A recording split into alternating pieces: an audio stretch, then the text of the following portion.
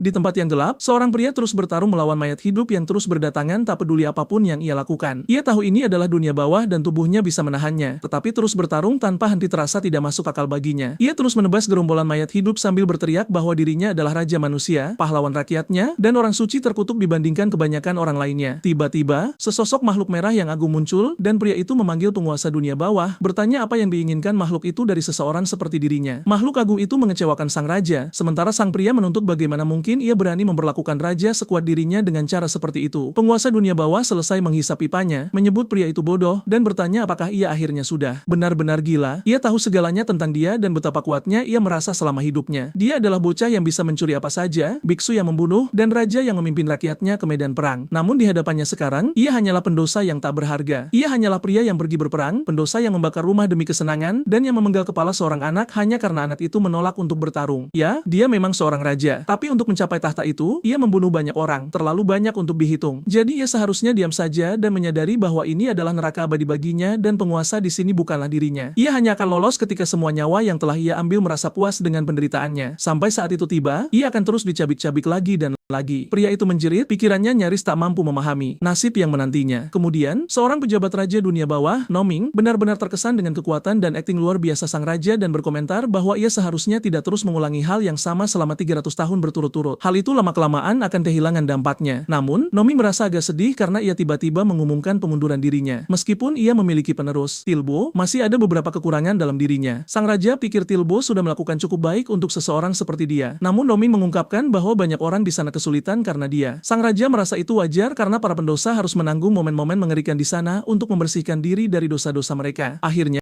mereka tiba di istana dunia bawah dan Noming berkomentar bahwa yang perlu ia lakukan sekarang hanyalah memulai penghakiman reinkarnasi. Sang raja merasa sedikit gugup tetapi berterima kasih kepada Noming atas semua yang telah ia lakukan selama bertahun-tahun. Ia tidak akan melupakannya bahkan setelah bereinkarnasi. Noming mengatakan bagus jika ia menepati janji itu. Namun saat sang raja membuka pintu, Noming yang cerewet terkejut melihat hutan hijau yang rimbun di hadapannya. Noming berkomentar bahwa sungai di sekitarnya seharusnya mengalir dengan darah. Namun sekarang hanya ada kristal dan air. Burung-burung bernyanyi alih-alih jeritan para pendosa, dan seluruh tempat itu sekarang tampak seperti tempat liburan. Tentu saja, Noming marah melihat pemandangan ini karena Tula seharusnya bertanggung jawab. Namun si bodoh itu tidak ada dimanapun. Kuali yang seharusnya penuh dengan tar mendidih dan orang-orang yang meregan dalam penderitaan kini bisa digunakan untuk sup. Semuanya dipenuhi air hujan. Dan di mana bajingan itu, Noming memberitahu Raja Yamra bahwa ia harus kembali karena tempat ini tentu saja bukan untuknya. Yamra menolak karena ia mendambakan reinkarnasi dengan segenap jiwanya. Noming marah padanya karena memikirkan reinkarnasi sekarang, tetapi Yamra merasa ia layak mendapatkannya. Ia telah bekerja tanpa lelah selama bertahun-tahun ini. Namun jika orang celaka itu tidak ada di sini, ia tidak bisa melanjutkan ke kehidupan keduanya. Tiba-tiba, penglihatannya mulai kabur saat Noming mencoba mengatakan sesuatu kepadanya. Seluruh keberadaannya jatuh ke dalam kekacauan. Namun saat itulah Noming menyadarkannya dari lamunan dan berteriak agar ia menghindar. Sayangnya, serangan suci yang turun ke arahnya masih berhasil mengenainya dan Tuhan sendiri telah datang untuk mengajukan permintaan kepada Yamra. Ia ingin Yamra mencari Tilbo, tetapi Yamra menolak, mengatakan bahwa itu adalah kesalahan Tilbo karena telah mengabaikan mereka begitu banyak. Mengapa ia harus pergi padahal tugasnya sudah selesai? Tuhan mengatakan sesuatu yang tak terdengar, yang tidak disukai Yamra karena diucapkan dengan nada memerintah. Namun sekarang ia tidak bisa berinkarnasi karena ia tidak kompeten dalam segala hal. Namun sekarang ia bukan lagi salah satu pelayannya karena ia sudah pensiun. Mungkin Tuhan sudah cukup pikun untuk melupakannya. Jadi jika ia bisa dengan ramah menyingkir, itu akan sangat bagus. Dengan energi yang cukup, Yamra berhasil mendorong Tuhan yang perlahan menutup gerbang yang ia ciptakan dan kembali ke tempatnya. Namun sebelum gerbang itu tertutup sepenuhnya, Yamra berteleportasi ke gerbang itu dan memaksanya terbuka lebar. Ia tidak akan pergi karena ia ingin bereinkarnasi, jadi ia akan menemukan Tilbo. Namun ia bersumpah bahwa suatu hari nanti ia akan membayar perbuatannya. Dengan itu, ia melewati gerbang dan dipindahkan ke langit di atas kota. Namun ketika ia jatuh ke tanah, ia menyadari ada api di mana-mana. Dan ketika beberapa orang mulai berlari ke arahnya, ia menyadari sesuatu yang lain muncul dari kobaran api. Mayat hidup. Orang-orang celaka ini seharusnya berada di dunia bawah, bukan di sini di dunia manusia. Salah satu dari mereka berhasil menangkap seorang gadis kecil dan bersiap untuk memakannya. Namun Yamra langsung menerjang ke arahnya dan melemparkannya jauh-jauh. Ia juga mencium bau darah di mana-mana. Semua mayat hidup mengalihkan pandangan ke arahnya saat ia bertanya apakah mereka sudah gila. Apakah dunia bawah tidak cukup untuk otak kecil mereka? Untuk saat ini,